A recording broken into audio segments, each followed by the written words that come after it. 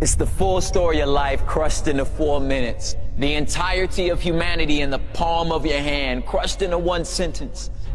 Listen, it's intense, right? God, our sins, paying everyone life. The greatest story ever told that's hardly ever told. God. Yes, God. The maker and giver of life. And by life, I mean any and all manner and substance. Seen and unseen. What can and can't be touched. Thoughts, image, emotions, love, atoms, and oceans. God. All of it is handiwork, one of which is masterpiece, made so uniquely that angels look curiously. The one thing in creation that was made with his imagery, the concept so cold. It's the reason I stay bold, how God breathed in a man and he became a living soul. Formed with the intent of being infinitely, intimately fond. Creator and creation held in eternal bond. And it was placed in perfect paradise till something went wrong. A species got deceived and started lusting for his job. An odd list of complaints, as if the system ain't working. And used that same breath he graciously gave us to curse him. And that sin seed spread through our soul's genome. And by nature of your nature, your species, you participated in the mutiny.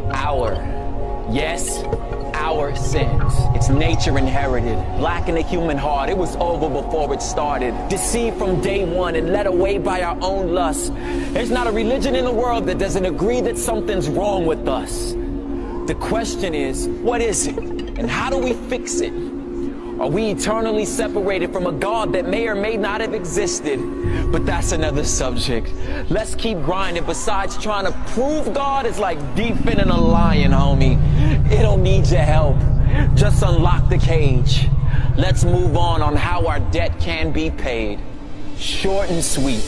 The problem is sin. Yes, sin. It's a cancer. An asthma, choking out our life force, forcing separation from a perfect and holy God. And the only way to get back is to get back to perfection, but silly us. Trying to pass the course of life without referring to a syllabus. This is us. Keep up your good deeds. Chant, pray, meditate. But all of that, of course, is spraying cologne on a corpse. Or you could choose to ignore it as if something don't stink. It's like stepping in dog poop and refusing to wipe your shoe, but all of that ends with how good is good enough. Take your silly list of good deeds and line them up against perfection, good luck. That's life past your pay grade. The cost of your soul, you ain't got a big enough piggy bank, but you could give it a shot.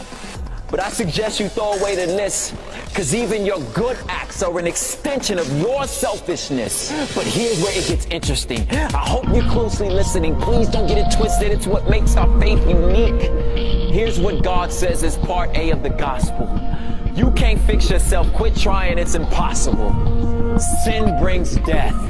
Give God his breath back. You owe him. Eternally separated, and the only way to fix it is someone die in your place, and that someone gotta be perfect, or the payment ain't permanent. So if and when you find a perfect person, get him or her to willingly trade their perfection for your sin and death in. Clearly, since the only one that can meet God's criteria is God, God sent himself as Jesus to pay the cost for us. His righteousness, his death, functions as payment. Yes, payment. Wrote a check with his life, but at the resurrection we all cheered, because that means the check cleared. Pierced feet, pierced hands, blood-stained son of man, fullness, forgiveness, free passage into the promised land. That same breath that God breathed into us, God gave up to redeem us. And anyone and everyone, and by everyone I mean everyone, who puts their faith and trust in him, and him alone, can stand in full confidence of God's forgiveness. And here's what the promise is, that you are guaranteed full access to return to perfect unity by simply believing in Christ alone.